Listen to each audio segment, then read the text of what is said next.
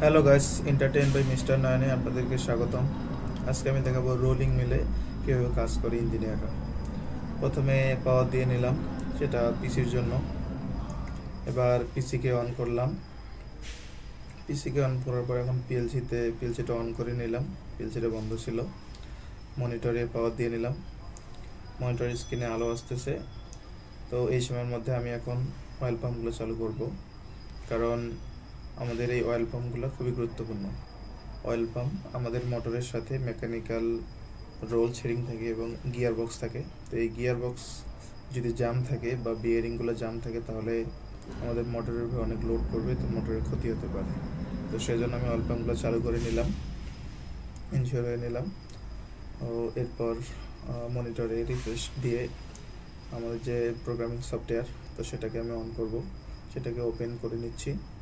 তো এটা যেহেতু একটু ভারী সফটওয়্যার, ওপেন হতে একটু সময় লাগবে।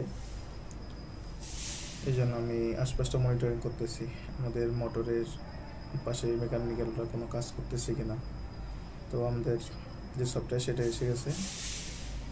এরপর লোডিং নেবে, আমি ঠিকঠাকভাবে চেক করে নিচ্ছি সব কিছু ঠিক আছে কিনা, এবং ফিল্ডের দিকে দেখতেছি ফিল্ডে সব কিছু ঠিক আছে কিনা। এই তো আমাদের সফটওয়্যার মেন ইন্টারফেস এসে গেছে। প্রথমে ফল্টটা রিসেট দিয়ে নেব, কারণ অফ ছিল জন্য সবগুলো কয়েকটা মোটর ফল্ট হয়েছিল। তো রিসেট করে এখন আমি রেসিপিতে যাব। আমি যেহেতু সবগুলো মোটর ঘোরাবো, এই জন্য প্রথমে রেসিপিতে গিয়ে 10 মিনিটটা চেক করে সেটাকে এখন আমি লোড দিব। জাস্ট আমাদের এগুলো সুবিধা আছে, সেটিং করে রাখা আছে, জাস্ট সেভ করেছিল, এই জন্য জাস্ট আপলোড দিলাম, হয়ে গেল। তো এখন প্রথমে ব্লোয়ারগুলো অন করে নিলাম। ডিসি মোটরের সবচেয়ে গুরুত্বপূর্ণ হচ্ছে ব্লোয়ার। এই ব্লোয়ার যদি চালু না থাকে, ডিসি মোটর চালানো ঠিক হয় না, কারণ মোটর অনেক হিট হয় এবং এগুলো ইন্টারলক করে থাকে, যার কারণে ব্লোয়ার চালু না করলে ডিসি মোটর চালাতে পারবেন না। এদিকে আবার মেকানিকগুলো কাজ করতেছিল, ওদের কাছে ডিক্লারেশন নিলাম চালানো যাবে কিনা। ওরা ডিক্লারেশনগুলো চালানো যাবে। তো ভগবানের নাম নিয়ে আমি সবগুলো মোটর রান দিচ্ছি।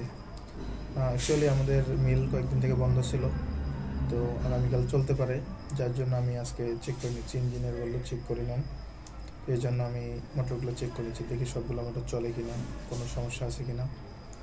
তো চেক করে সবগুলো মোটর চালু দিলাম, দেখলাম সবগুলো মোটর চলতেছে, কোনো সমস্যা নেই। তো দিক থেকে ডিক্লারেশন হলো ঠিক আছে, সব কিছু ওকে আছে। কিছুক্ষণ চললো, এখন ডিক্লারেশন হলো ঠিক আছে, সমস্যা নেই, এখন বন্ধ করে দেওয়া যাবে। তো আমি আস্তে আস্তে সবগুলো মোটর বন্ধ করে দিলাম। এই হলো আমার কাজ। ধন্যবাদ বন্ধুরা, ভিডিওটি ভালো লাগলে অবশ্যই লাইক, কমেন্ট এবং শেয়ার করবেন। ধন্যবাদ।